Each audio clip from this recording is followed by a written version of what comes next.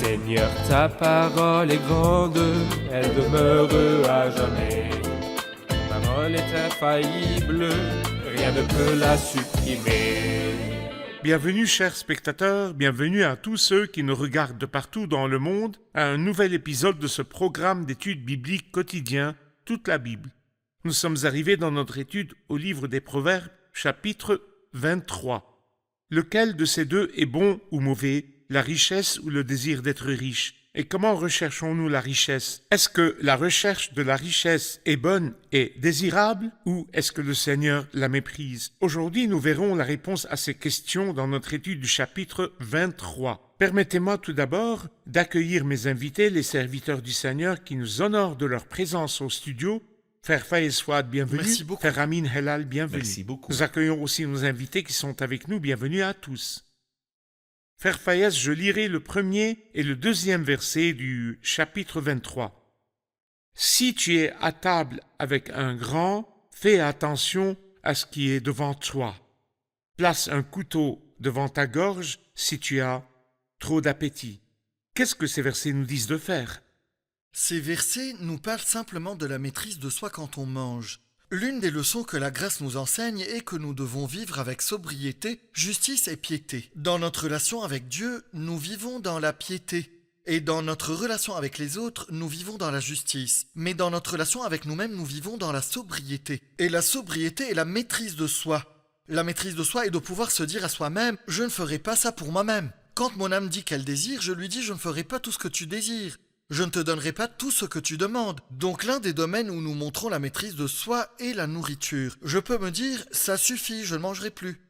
Et c'est un exercice de maîtrise de soi, un exercice très important de maîtrise de soi. Donc le premier verset dit, si tu es à table avec un grand, quelqu'un qui a une bonne position, alors contrôle-toi. Ne prends pas tout ce que tu vois. Fais attention à ce qui est devant toi. Donc reste calme, donc je n'attaque pas la nourriture comme un sauvage, mais calmement, je considère avec attention ce qui est devant moi et je mange suffisamment. Et je dis à ma gorge, ça suffit comme ça.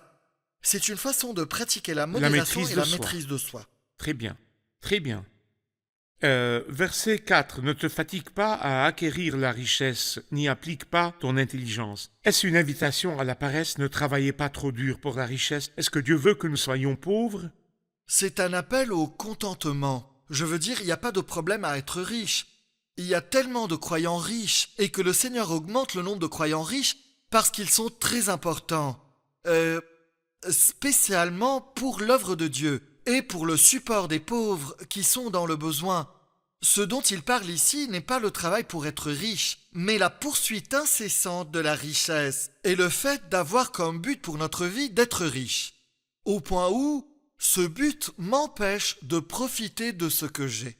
Alors que la Bible dit, si donc nous avons de la nourriture et des vêtements, cela nous suffira. Et l'apôtre Paul dit, j'ai appris à être satisfait de ma situation. Mes circonstances actuelles sont une chance de profiter et de servir le Seigneur. Et il n'y a pas de problème à profiter de la vie.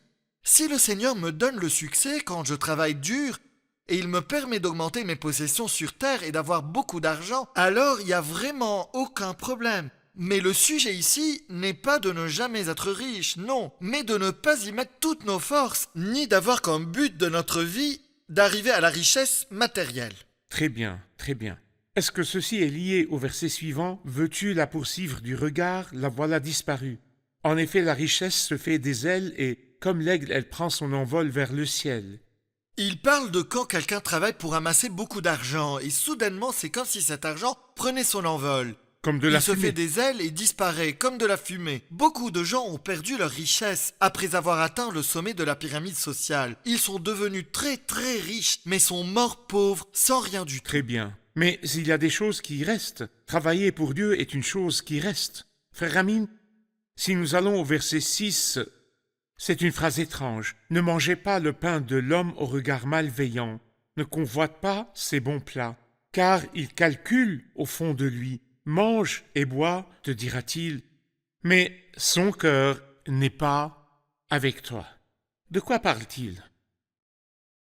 En fait, il parle de l'homme méchant au regard malveillant. Et la question est, que signifie le regard malveillant? Cela signifie celui qui convoite ce qui est aux autres. Nous voyons cela dans Matthieu 6. Le Seigneur parle du regard bienveillant, le regard bon qui a un seul but. Dans Proverbe 22, verset 9, il dit « L'homme au regard bienveillant sera béni parce qu'il donne de son pain aux plus faibles. » Donc celui qui a le regard bienveillant donne de sa propre nourriture. L'opposé est celui qui a le regard malveillant. Même s'il vous invite et fait un banquet Il compte en combien votre vous mangez. honneur, il compte combien vous mangez. Ici, il vous invite dans le seul but de vous tromper plus tard et prendre votre argent. C'est comme s'il donnait un pot au vin pour son propre bénéfice. Il a le regard malveillant, donc il calcule au fond de lui. Donc l'envie et le mal qui sont dans son cœur apparaîtront après un certain Oui. temps. Mange et bois, te dira-t-il, mais son cœur n'est pas avec toi. Tu vomiras le morceau que tu as mangé et tu auras tenu en pure perte des propos agréables. La nourriture que vous avez mangée, vous la vomirez, ce qui veut dire que vous la perdrez, ou vous la rendrez, vous la payerez. Vous la payerez plusieurs fois et vous tiendrez en perte des propos agréables. Après avoir mangé, vous dites que Dieu vous bénisse. Tout cela est perdu. Très bien. Nous ferons une pause et nous reviendrons avec une question de nos invités. La Bible nous donne un avertissement, dans ce livre en particulier, concernant les dangers de boire du vin en excès. Il nous enseigne qu'il nuit de ces façons. Il nuit à la dignité de la personne, il nuit à sa santé, il nuit à sa richesse, il nuit à sa liberté, il nuit à sa pensée, il nuit à son éternité. Et il est dit que l'homme ivre ne connaît pas la honte du vin et que l'homme alerte résiste à sa séduction.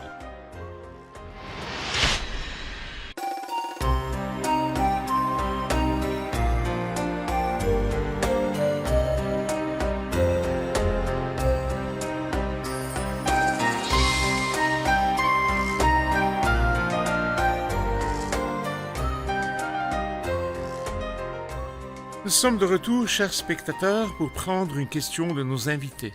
Dans le verset 6, « Ne mange pas le pain de l'homme au regard malveillant ». Nous entendons très souvent dans nos communautés que le regard malveillant est la jalousie et que l'œil peut envier.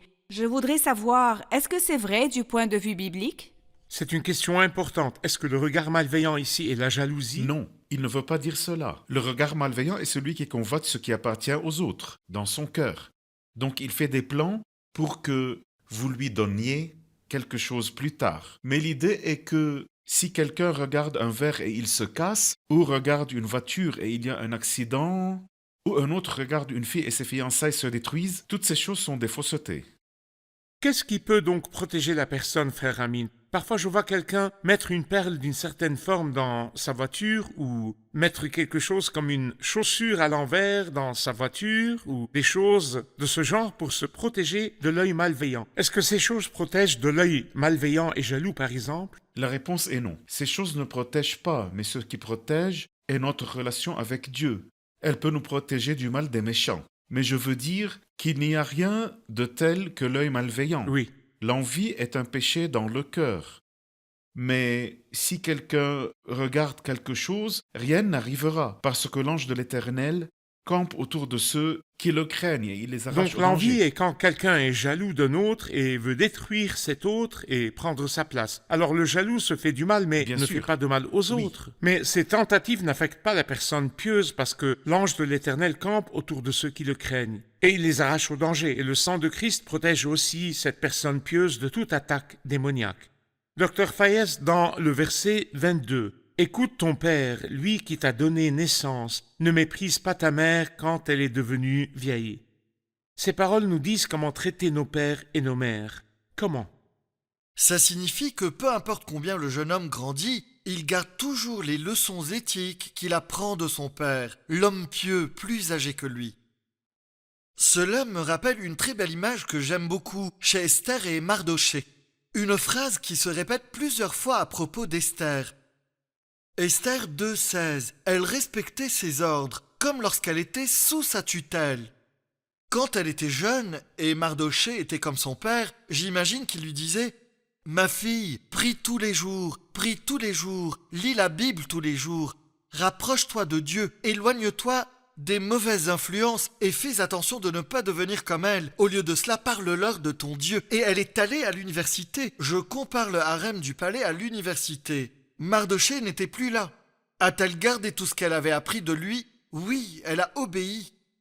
Et elle faisait tout ce que Mardochée lui avait appris à faire tant qu'elle était sous sa tutelle. L'homme était absent, mais son influence éthique était toujours là. Et bien sûr, tout le monde pourrait dire « j'ai bien élevé mon enfant » ou « non, je ne les ai pas bien élevés ». Bien sûr, quand ils étaient avec moi, ils ne fumaient pas, ne prenaient pas de drogue, ne faisaient pas de mauvaises choses. Mais quand ils sont allés à l'université et se sont éloignés de moi, ont-ils gardé ce que je leur ai appris? S'ils font ce que je leur ai appris, alors je les ai bien élevés. Mais s'ils font l'opposé, alors en fait, je ne les ai pas bien élevés. Donc l'essentiel ici est que le jeune homme doit garder toutes les leçons éthiques qu'il a apprises de C'est son vrai. père. Je veux juste dire que le père et la mère sont mentionnés très souvent dans le livre des Proverbes. Ton père, ta mère, l'œil qui se moque d'un père et qui méprise l'obéissance envers une mère. En réalité, nous pouvons voir dans le père la loi de Dieu le Père Oui. et dans la mère l'enseignement de la grâce. Car la mère symbolise la grâce de Dieu et le père symbolise la loi de Dieu le Père. La source de la loi. La source de la Et loi. le mépris de la loi de Dieu et le mépris de la grâce affectent négativement la vie spirituelle et Oui. détruit la vie spirituelle. L'œil qui se moque d'un père et qui méprise l'obéissance envers une mère, les courbeaux de la rivière le crèveront et les petits de l'aigle le mangeront. Frère Amine, dans le verset 26, « Mon fils, donne-moi ton cœur et que tes yeux prennent plaisir à mes voix. » Que voyez-vous dans ceci? Qui invite qui? En fait, c'est une invitation de Dieu pour le croyant, pas pour le pécheur. Parce que le Seigneur dit ici au croyant, toi qui as le cœur changé et qui es né de nouveau, toi qui as pris une nouvelle nature, je te le dis, donne-moi ton cœur, donc sois dévoué au Seigneur. Celui qui a accepté Christ et lui a donné sa vie sera consacré au Seigneur, et son cœur lui appartiendra. Le premier-né a été épargné de la mort à cause du sang de l'agneau, de la Pâque dans Exode 12. Ensuite, dans Exode 13, le Seigneur dit à Moïse, « Consacre-moi tout aîné, tout premier-né ». Ce qui veut dire que le premier-né qui a été épargné de la mort doit être consacré à Dieu, il est à lui. Donc le Seigneur dit au croyant qui lui appartient, « Mon fils, donne-moi ton cœur, je veux que tout ton cœur m'appartienne ». Ensuite, quand la Bible dit « Tu aimeras le Seigneur ton Dieu », il dit « Tu aimeras le Seigneur ton Dieu Tout. de tout ton cœur, de toute ton âme et de toute ta pensée ». Il veut peut-être nous dire comme la consécration à Dieu est bonne. Paul dit aux croyants dans Romains 12, « Je vous encourage donc, frères et sœurs, par les compassions de Dieu, À offrir. à offrir votre corps comme un sacrifice vivant, saint, agréable à Dieu. » La consécration à Dieu est magnifique. Paul dit, « Et s'il est mort pour tous, c'était afin que ceux qui vivent ne vivent plus pour eux-mêmes, mais pour celui qui est mort et ressuscité pour eux. » Ensuite, que tes yeux prennent plaisir à mes voies. Lorsque je me consacre au Seigneur, mes yeux doivent observer ses voies. Et le grand exemple est la personne du Christ. Mais je dirais rapidement, Allez-y. le pécheur a besoin d'un nouveau cœur. Car le cœur de l'homme naturel, l'homme né dans le péché, est un cœur corrompu. Le cœur est tortueux Plus que tout. plus que tout. Donc, il doit prier comme David a prié en disant « Un Ô cœur Dieu, pur. crée en moi un cœur pur. » Donc, le pécheur a besoin d'un nouveau cœur et le croyant a besoin d'un cœur consacré. Donc le pécheur a besoin d'un greffage de cœur. Bien sûr, un nouveau cœur, pas d'un donneur, Oui. mais de Dieu, le Créateur. Ô Dieu, crée-moi un cœur pur. Et quand il prend ce cœur de Dieu, il le rend comme don au Seigneur. Mon fils, donne-moi ton Ton cœur. cœur. Quel est le risque si nous donnons un cœur divisé à Dieu? Disons, si je lui donne 90% de mon cœur et je garde 1% pour moi-même. Les gens disent 1 heure pour votre cœur et 1 heure pour le Seigneur. Je ne dirai pas 1 heure pour votre cœur et 1 heure pour le Seigneur, 99% du cœur à Dieu, mais je garde une petite partie pour moi-même. Quel est le risque ici? Son regard ne sera pas sur Dieu. Le Seigneur dit que personne ne peut servir 2 maîtres. Qui sont ces 2 maîtres? Dieu et l'argent. Donc soit le Seigneur est le roi du cœur à 100%, soit c'est l'argent. Par exemple, un bon croyant nommé Démas. Démas aimait le Seigneur. Il servait le Seigneur avec l'apôtre Paul. Mais après, le monde est venu dans son cœur. il a commencé à aimer le monde. Donc Paul a dit « Démas m'a abandonné par amour Par pour le amour. monde présent ». Et voici l'avertissement. L'apôtre Jean dit dans sa première épître au chapitre 2 « N'aimez pas le monde, ni ce qui est dans le monde. Si quelqu'un aime le monde, l'amour du Père n'est pas en lui. » Parfois, les enfants jouent avec des jouets qui comprennent de petites pièces. Quand elles sont mises dans l'eau, elles gonflent et prennent plus de place. Et très probablement, le 1% de mon cœur qui n'est pas à Dieu est quelque chose que Satan peut utiliser, les petits renards qui dévastent les vignes. Graduellement, elles gonflent et prennent tout le cœur. Donc Démas, qui a abandonné Paul, n'a pas fait ça abruptement. Il a commencé à s'éloigner peu à peu jusqu'à aimer Le le monde. monde présent. Nous ferons une pause et nous prendrons ensuite une question de nos invités. Chers spectateurs, nous nous reverrons après la pause. Restez branchés.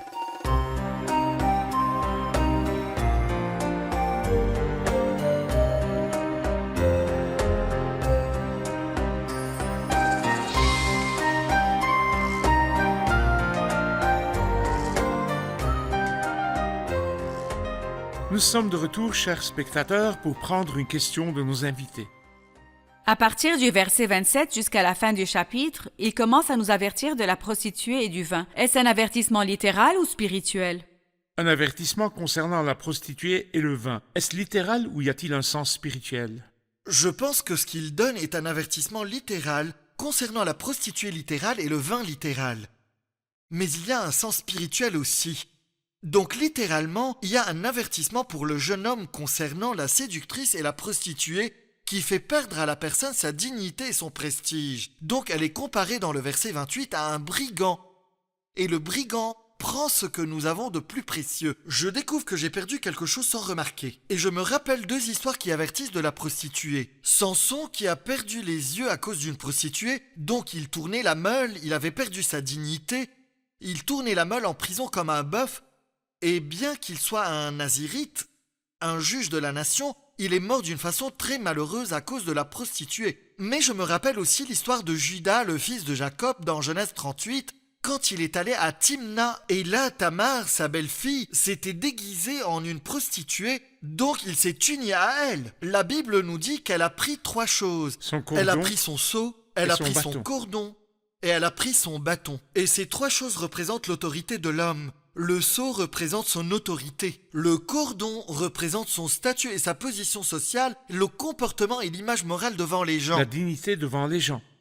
La dignité devant les gens. Et le bâton représente la dépendance des promesses de Dieu. L'homme adultère a déjà perdu ces choses. Sa dignité devant l'homme est perdue. Et comme il n'a pas de conscience pour continuer à s'appuyer sur Dieu, la mauvaise conscience le rend terrifié devant Dieu. Les frères de Joseph, à cause de leur mauvaise conscience, ont eu peur quand ils ont trouvé l'argent dans l'un de leurs sacs. La mauvaise conscience, donc la prostituée, fait que l'homme perd son autorité et sa dignité et sa relation avec Dieu. C'est là la prostituée littérale. Mais nous avons vu dans un épisode précédent que la prostituée représente les fausses religions. Les religions que les gens ont inventées, qui imitent les choses de Dieu et disent aux pécheurs « Viens, je te réconforterai ». Comme elle le dit dans un chapitre avant, elle dit « En effet, mon mari n'est pas à la maison. Il est parti pour un voyage lointain, il a pris la bourse avec lui, il ne reviendra à la maison qu'à la pleine lune. » Le mari, l'homme dont elle parle ici, est le Seigneur Jésus-Christ. Les Donc religions cet sont homme n'est dénuées plus de la présent dans présence les de cet religions homme. humaines.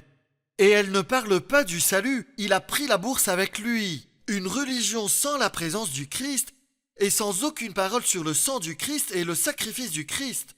Donc c'est là le sens symbolique. Le vin littéral fait que nous ne nous contrôlons plus et nous perdons notre dignité. Nous lisons à propos de Nabal qui était très saoul. Nous lisons à propos de Ben-Hadad qui était saoul et à propos de Belshazzar quand il était saoul. Il a commis un crime et a offensé Dieu et sa fin était horrible. Ce jour-là, parce qu'il avait dépassé toutes les lignes rouges, il ne s'est pas contrôlé à cause du vin. Mais non seulement le vin littéral, mais le vin comme symbole de tout ce qui a rapport à la chair ou qui donne au corps ses réactions et le fait agir d'une façon différente de la parole de Dieu. Toutes nos réactions sont le résultat de l'orgueil de la chair et des influences externes qui nous font perdre le contrôle. C'est là le vin spirituel. Donc la Bible dit « Ne vous enivrez pas de vin, cela mène à la débauche. Il vous fera perdre votre dignité et votre contrôle.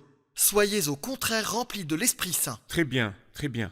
Parfois, la Bible compare les préoccupations de la vie à l'ivresse.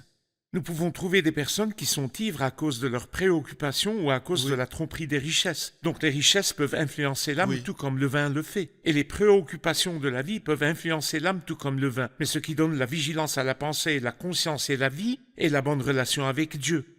En fait, ces paroles sont très belles et c'est un avertissement pour tous les jeunes hommes, les jeunes femmes, les hommes et les femmes concernant le vin et l'adultère. On dit à propos du vin, l'homme ivre ne connaît pas la honte du vin. Et l'homme alerte résiste à sa séduction. Donc l'homme ivre n'est pas conscient. Tellement qu'il dit ici, dans le dernier verset du chapitre 23, « On m'a frappé et je n'ai pas mal.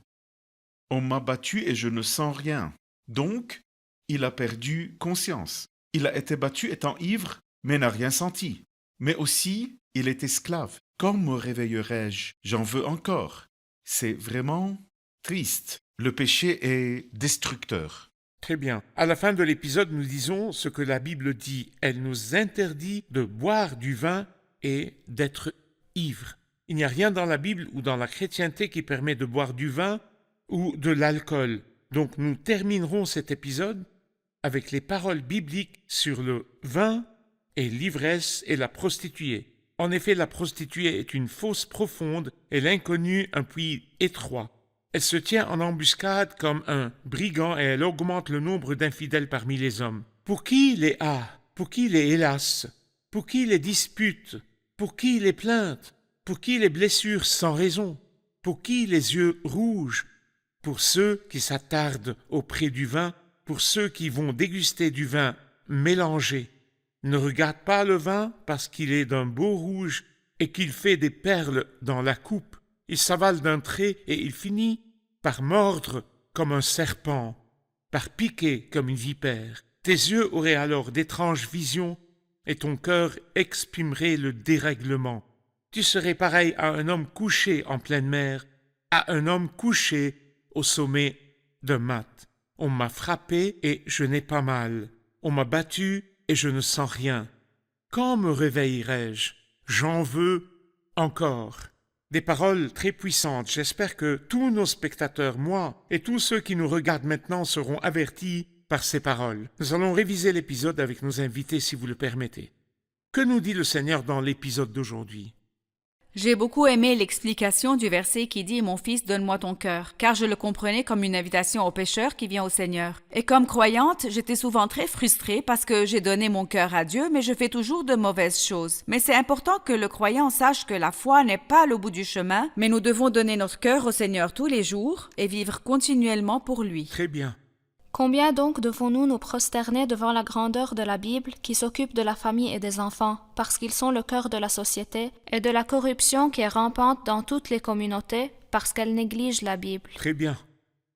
C'est bon d'avoir les caractéristiques de la sobriété, de la maîtrise de soi et de se dire non.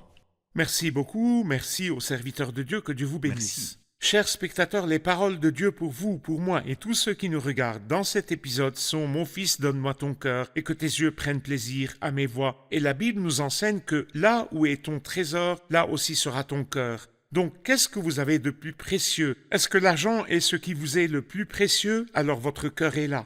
Si vos enfants sont ce que vous avez de plus précieux, alors votre cœur est là aussi. Mais si le Seigneur est ce qui est le plus précieux dans votre vie, ce que vous avez de plus précieux, alors votre cœur est dirigé vers lui et pour vous, tout sacrifice sera plus facile. La Bible nous parle de personnes qui n'ont pas aimé leur vie au point de craindre la mort. Ce sont des personnes qui ont sacrifié leur vie pour le Seigneur et pour ses voies. Mon fils, donne-moi ton cœur et que tes yeux prennent plaisir à mes voies. Je vous retrouve dans le prochain épisode. Que Dieu vous garde.